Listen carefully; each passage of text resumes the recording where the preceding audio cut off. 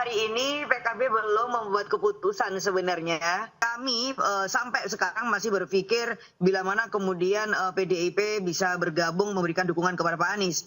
Nah, siapa yang bisa mengintervensi partai politik? Tadi sudah dijelaskan, ada orang kuat.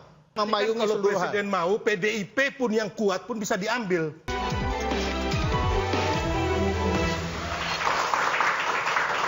Anda kembali diinterupsi, pemirsa. Saya langsung ke Ibu Lulu. Bu Lulu, ini nampaknya PKB tidak lagi dukung Pak Anies Baswedan di Jakarta. Bergabung dengan Kim Plus Plus katanya. Ini udah pertanyaan ya.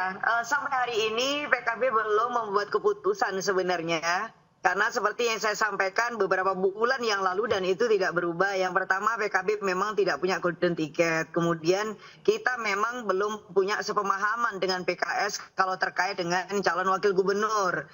Dan ketiga, kita juga meminta kepada Bapak Anies Baswedan untuk secara intensif melakukan komunikasi dengan berbagai partai politik yang lain sehingga beliau juga bisa mendapatkan dari partai-partai potensial yang kiranya bisa bagian dari koalisi ini. Bahkan kami sampai sekarang masih berpikir bila mana kemudian PDIP bisa bergabung memberikan dukungan kepada Pak Anies. Jadi sampai sekarang kalau kita anggap bahwa Pilkada Jakarta itu sudah final untuk Kim, saya kira kok belum ya, karena memang Pak Muhaimin sendiri juga meminta waktu kepada katakanlah tim yang ada di Kim yang terkait dengan Jakarta. Kalau untuk provinsi lain atau daerah yang lain, beberapa memang kita membangun koalisi bersama, tetapi juga dengan PDIP. Tapi Jakarta memang benar-benar kita membutuhkan waktu itu. Apakah alotnya keputusan dari PKB ini juga dikarenakan adanya tekanan faktor eksternal, Bu Lulu Nurhamidah? Iya, mungkin ada kawan kami ya yang mengatakan tidak ada, tetapi ini kan rasa-rasanya juga akan kayak seperti hantu gitu, jadi nggak kelihatan tetapi bisa dirasakan. Jadi, oke, konkretnya yang Mbak Lulu yang ini adalah suatu nuansa. Konkretnya yang Mbak Lulu tangkap nuansa dan rasanya itu konkretnya seperti apa, Mbak Lulu? Ya, kalau saya secara pribadi, kenapa saya gini? Kenapa kemudian saya beberapa waktu terakhir ini selalu mengatakan tolong jangan sampai ada calon tunggal untuk Jakarta. Juga di daerah-daerah yang lain, karena ini akan menjadi satu kemunduran demokrasi dan ini juga akan membuat demokrasi menjadi sangat tidak sehat. Itu artinya semua pihak yang kiranya melakukan upaya-upaya untuk bisa mendorong hanya ada calon tunggal itu sebaiknya untuk bisa dikoreksi dari sejak sekarang. Nah, inilah kemudian yang saya tangkap sebagai sebuah nuansa, apapun motifnya dan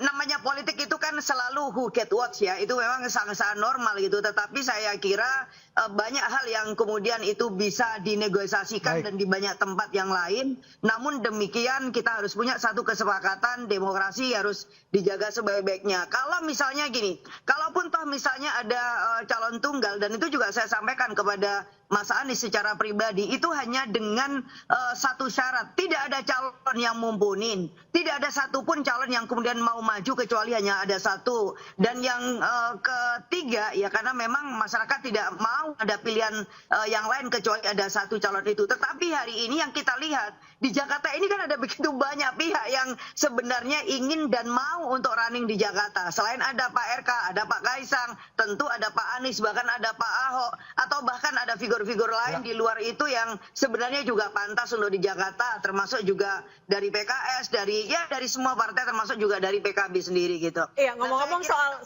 itu memang tidak pendek ya. Berbicara soal gangguan dari faktor eksternal, Golkar kemudian mundurnya Pak Erlangga. Bu Megawati kemarin mengatakan bahwa ada yang mau ngambil alih partai. Ini kalau PKB kayaknya digoyangnya dengan konflik kamar dengan NU ya.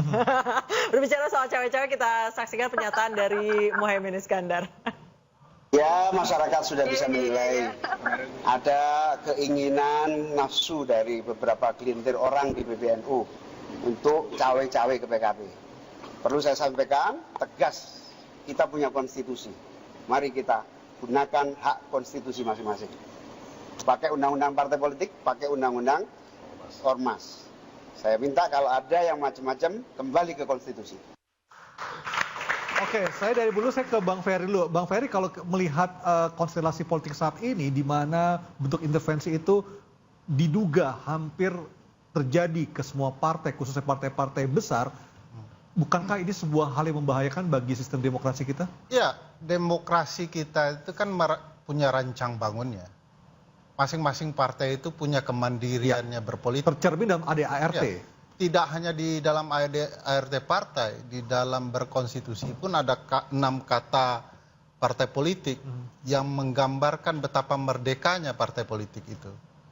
Nah, siapa yang bisa mengintervensi partai politik? Tadi sudah dijelaskan, ada orang kuat. Dalam sistem ketatanegaraan, terutama dalam sistem presidensial, orang kuatnya sudah bisa dibaca. Orang kuat di dalam sistem presidensial satu, yaitu presiden. Siapa yang bisa membatasi presiden? Tidak ada, tidak lain, tidak bukan adalah konstitusi. Ya. Nah, kalau presiden mengangkangi konstitusi, selesai masalah. Presiden sudah jadi raja. Dalam teori yang disampaikan oleh Nustad bahwa presiden itu adalah raja yang dibatasi konstitusi. Kalau konstitusinya diabaikan, sudah jadi raja dia. Tapi pertanyaan masyarakat adalah kenapa sih ketua-ketua umum partai ini terlalu merasa ataupun berada sebagai subordinatnya presiden, padahal presiden masa jabatannya tinggal sampai tanggal 20 Oktober mendatang. Ya, karena presiden punya kekuatan, 5 jenis kekuatannya, dan itu memayungi seluruh wilayah, termasuk wilayah kekuasaan keamanan, pertahanan keamanan. Di ruang keamanan dia bisa memanfaatkan polisi, kejaksaan untuk memberikan alat penekan tertentu. Apa tuh, Bang? Misalnya contoh lagi ya, KPK sekarang juga sudah di bawah rumpun kekuasaan eksekutif. Ketiga lembaga ini memegang berbagai kasus yang ada. Perlu diketahui sebelum hari Sabtu. Berarti semua ketum bisa dibilang punya dosa ya? Ya, potensial punya dosa dan bisa dimanfaatkan dosanya. Perlu diingat di hari Sabtu yang malang itu, yang kemudian diumumkan hari Minggu, sebelumnya Pak Erlangga bertemu presiden. Ya. Sebelumnya lagi sudah ada panggilan terhadap Pak Erlangga. Ini menjelaskan, memberikan gambaran luas tentang posisi orang kuat. Jadi sebenarnya Bang Riko, Bang Sylvester, teman-teman media nggak usah tanya ke Pak Presiden Jokowi lagi, apakah Bapak cawe-cawe di Golkar? Sudah pasti jawabannya tidak. Tetapi kekuasaannya pasti akan digunakan. Mana mungkin Presiden Jokowi ditanya, apakah Bapak cawe-cawe? Ya, saya cawe-cawe. Tidak mungkin itu. Tetapi bahasa lain bisa menjelaskan bahwa Presiden cawe-cawe. Kenapa? Ini akan terbukti dalam berbagai hal. Saya mau contoh backgroundnya. Pak Presiden dulu pernah bilang bahwa tidak mungkin anaknya menjadi calon wakil presiden. Masih muda, belum sampai 2 tahun jadi wali kota, bla bla bla.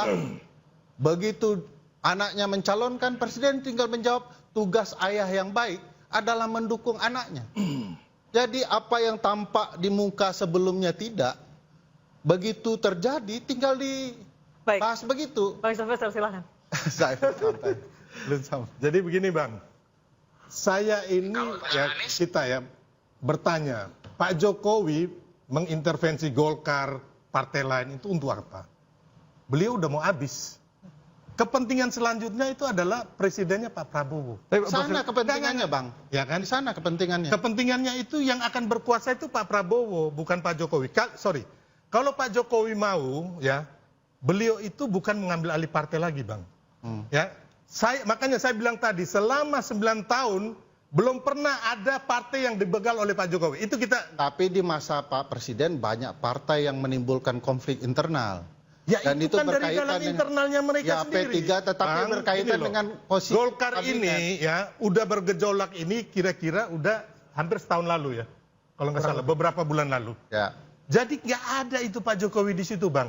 Di dalam itu ya sorry ya saya bukan Golkar ya, tapi yang kita ketahui banyak faksi yang bergerilya untuk menjadi ketum Golkar. Bang. Ya, jadi bentar Bang.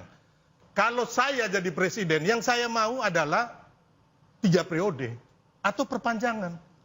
Oh, sudah ada sekarang begini, sorry Bang. Sekarang begini ya, Golkar mau diambil alih. Apakah kita lihat kenyataan Pak Jokowi jadi ketua umum Golkar atau pembina dan sebagainya? Kan belum terjadi. Jadi sangat prematur tuduhan-tuduhan kita itu, Bang. Oke, Bang, saya boleh jawab ya. Pertama tadi sudah dicontohkan apa yang tidak pernah dibenarkan Pak Jokowi. Begitu terjadi beliau ya pura-pura tidak tahu saja. Contohnya kasus. Bukan. Bang, kasih saya kesempatan. Nah, dalam konteks Golkar, di sanalah kebutuhan orang kuat ini yang dalam waktu 1,5 bulan lagi akan menjadi lemdak. Dia kehilangan powernya tepat jam 10-20 Oktober nanti. Nah, dia membutuhkan perahu besar untuk bertahan dalam pertarungan politik di kemudian hari, untuk mengawal anaknya, untuk kepentingan politik masa depan. Perahu yang namanya PDIP tidak mungkin dia dapatkan, karena sudah pasti ini akan dipertahankan Bu Megawati. Dia butuh perahu besar kedua, yaitu Partai Golkar. Dan Partai Golkar akan menentukan biduk berbagai kebijakan ke depan. Bayangkan kebutuhan Pak Jokowi terhadap partai ini di masa depan. Itu sebabnya ada upaya pengambil alihan. Sebab tidak mungkin Golkar yang diisi oleh partai orang politik yang cermat akan membiarkan partainya dipaksa melakukan munaslup. Waktunya tinggal sedikit lagi. Kenapa tidak tunggu Desember? Bukankah November adalah bulan penting bagi setiap partai? Kenapa tidak diselesaikan? Bukankah Pak Ketua, Pak Erlangga adalah orang yang berhasil 102 kursi? Kenapa tidak seluruh orang Golkar menunggu bulan November? Karena kebutuhan Presiden Jokowi adalah sebelum 20 Oktober. Di sana alasannya. Ya, jadi gini, Abang kan tadi bilang ya, Presiden ini bisa mengambil alih partai manapun. Itu teori yang Abang bikin. Ya, tapi tak mungkin partai kecil. Sorry. Saya ngomong dulu, Bang. Karena Abang bilang tadi ada 5, kepolisian, kejaksaan, dan lain-lain. Enggak, 5 itu saya jelaskan. Ya, oke. 5 dulu kekuasaan di eksekutif, kekuasaan di legislatif, bahkan Presiden sangat powerful membentuk undang-undang, kekuasaan berkaitan yudikatif, pengangkatan seluruh hakim, pertahanan, keamanan, dan luar negeri. Ini Berarti memayungi kan kalau seluruh Presiden mau, PDIP pun yang kuat pun bisa diambil. Karena dia pemegang kekuasaan. Ya, itu kan sangat mungkin, tetapi kan PDIP lebih kompak daripada Golkar. Enggak juga, kalau umpama saya presiden, kalau saya mau ambil alih, itu bisa saya lakukan. Anda akan menemukan tantangan yang luar biasa dan disadari Presiden di sana. Itu belum terbukti. PDIP punya karakter yang berbeda dengan Golkar. Belum ada terbukti, Bang, Pak Jokowi ini mengintervensi atau membegal partai. Ya, ini yang saya mau buktikan. Jangan asumsi Abang Saya membuktikan sederhana. Nanti sebelum ini sudah direncanakan. Jangan nanti kita ngomong saat sekarang, ini. Ya. Sekarang itu berkaitan dengan nanti. 10 tahun lagi, Bang, sabar. Kita udah sabar. Tenangkan diri, Abang. Ya. Pertama saya mau menjelaskan begini. Bahwa proses ADART Partai Golkar yang mau diambil alih sangat ditentukan reshuffle kabinet ke depan. Kita akan buktikan kalau terjadi reshuffle di Kementerian Hukum dan HAM yang mengendalikan pentingnya SK dan ADART Partai Golkar, maka ini sudah terencana semua. Begini. Kalau seandainya Presiden masuk ke dalam tubuh Golkar maupun keluarganya, ini membuktikan lain. Saya ingin mendengar ketika itu terjadi, Bang Silvester mau ngomong apa lagi gitu. Ya kalau itu terjadi saya percaya Abang, tapi sekarang belum terjadi. Gini Bang. Nah, dulu Abang sampai kita prank dari orang-orang yang menyusun strategi situasi seolah-olah Golkar diambil. Ya kan, habis itu ada reshuffle. Ini ada kejadian, Bang. Ada orang yang memainkan ini, saya tahu siapa orang itu. Siapa? Ya saya nggak bisa mengatakan. Ya kan, orang itu yang disebut ini, ya, yang akan menjadi ketua umum Golkar.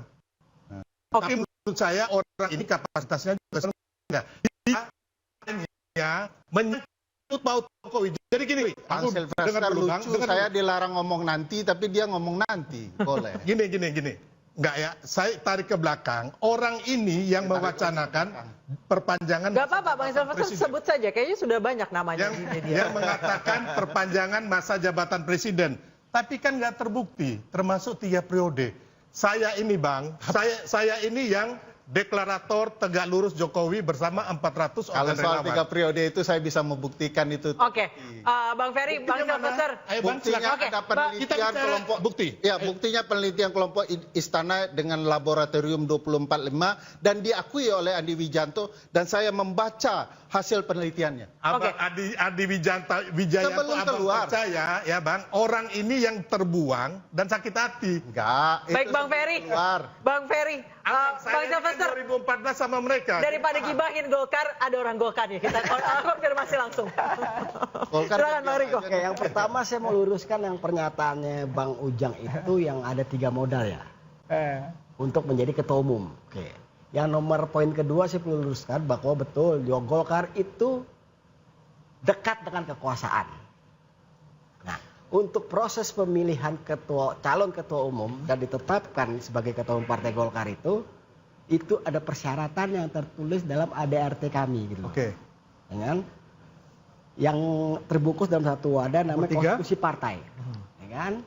Jadi siapa yang ingin maju, baik itu kader dari internal Partai Golkar ataupun dari eksternal Partai Golkar, itu harus sesuai memenuhi persyaratan konstitusi. Oke, kita lihat apakah orang yang disebut-sebut akan menggantikan Pak Erlangga sebagai ketua umum definitif Partai Golkar telah memenuhi ADART Partai Beringin tersebut. Atau ADART yang akan digoyang. Kita saksikan usai jeda, tetap di Interupsi.